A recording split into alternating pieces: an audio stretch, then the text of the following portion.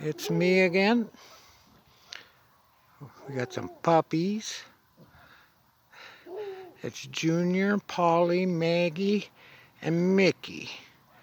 And their brother and 3 sisters. Some dogs of a friend of mine, my neighbor. A couple things I wanted to talk about today. One is that a lot of people seem to be hearing from the Holy Spirit the same thing. Expect signs and wonders. Expect miracles. And that's so exciting to me. I'm so glad to hear that, because that's what I've been waiting decades for, and it's just so exciting now. It's like I can reach out and touch it. So I'm excited. I can't wait. And obviously there's so many people that are hearing from the Holy Spirit. That's the other thing I wanted to talk about, is there's different ways that the Holy Spirit has spoken to me over the years.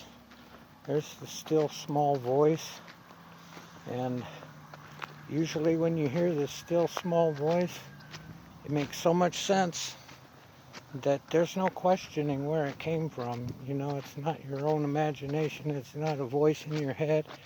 It's something that just comes through so loud and clear. Can answer dozens of questions just all at once. But I always have music playing in my head. And sometimes I get music in my head that I don't like.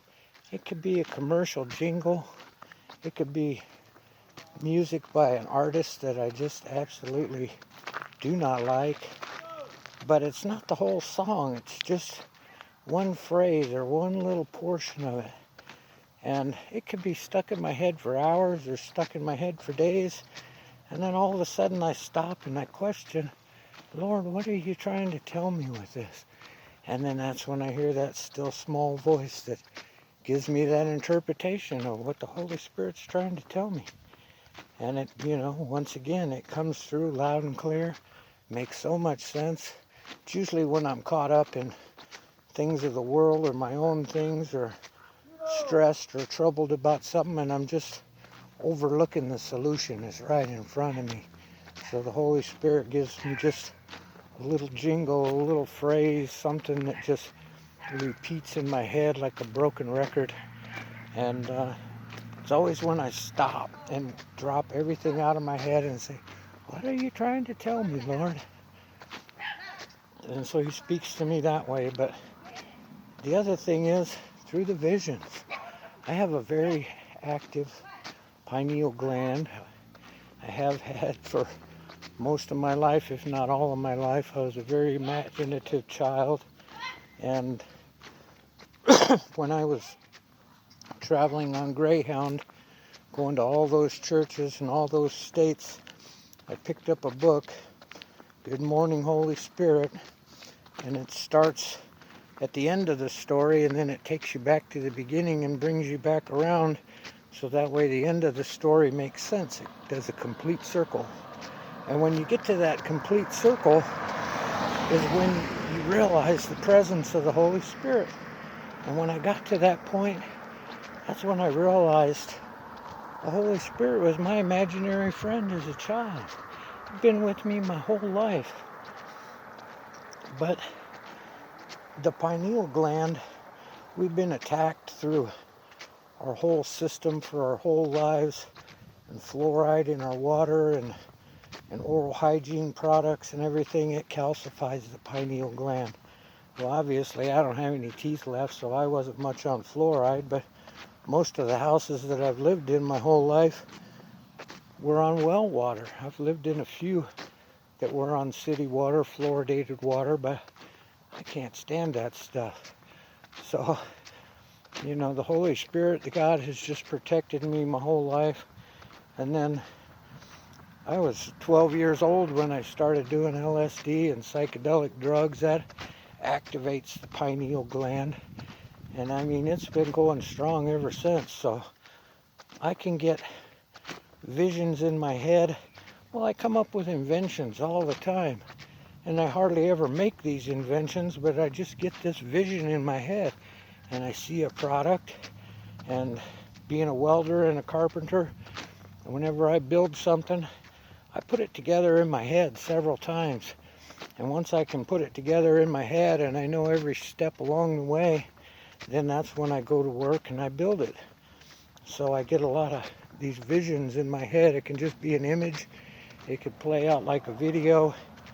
But that's usually how the Holy Spirit speaks to me. It's just these little flash visions, these images. And it can make, once again, so much sense. It can answer more questions than it raises. You know, it makes sense on different levels all at the same time. It just keeps, you know, it's that aha, and then another aha, and then, oh, now that explains that, and that explains that.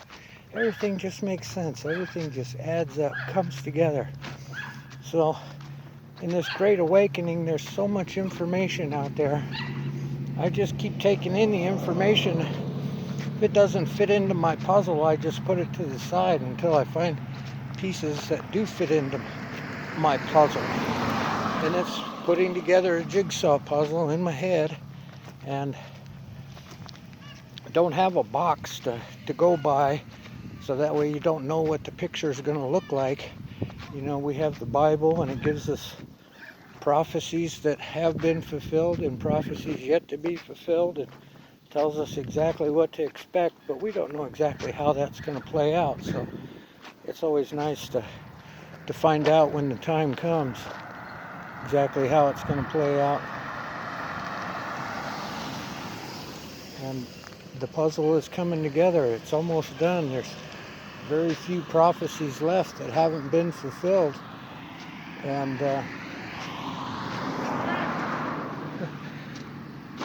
very few prophecies left that haven't been fulfilled. And the good ones are for God's people, and the bad ones are for the children of the world. And I feel bad for those people that they have to go through that, but you know, and that's why God gave us freedom of choice. It's up to us to choose what side of the fence we're going to be on, which side of the line we're going to be on. And I don't know if there's time for people to change their mind and change their choice. I had the vision many years ago, was contemplating about that line that separates good from evil. And it was a wavy line, and there was a crowd of people, and I was just meditating on that. And all of a sudden, as people were crossing back and forth over the line, some people were straddling the line or standing on the line, and the line just went whoosh. It was a wall up to heaven, I mean taller than you could see. And there was no more crossing that line. I don't know if we've gotten to that point yet or not, but to me that was a prophetic vision of what to expect in the future. And if we haven't gotten to that yet, that time is coming. If we have gotten to that, then it's too late for people to change their mind and get on the other side of the line. So choose this day whom you will serve, and seek the Holy Spirit. The Holy Spirit is like oxygen. He's everywhere at once, doing everything for everybody.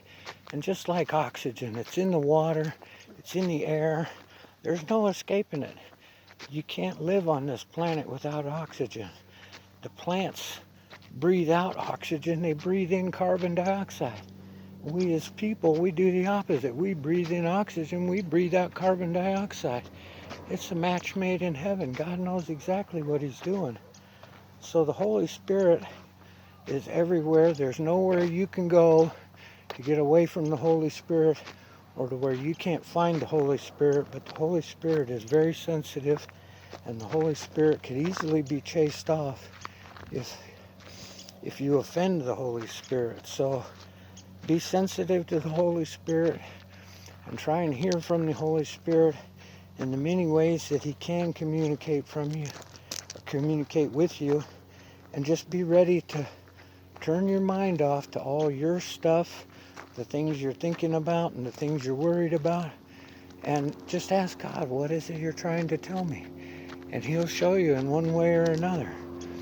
And a lot of people apparently have come to the same conclusion I have, that we need to expect signs and wonders and miracles. They're coming. And Jesus told us that greater works than these shall they do in the last days, and here we are in the last days. So I'm looking forward to the greater works and what Jesus did. I can only imagine. God bless you. Love you. See you in the next video.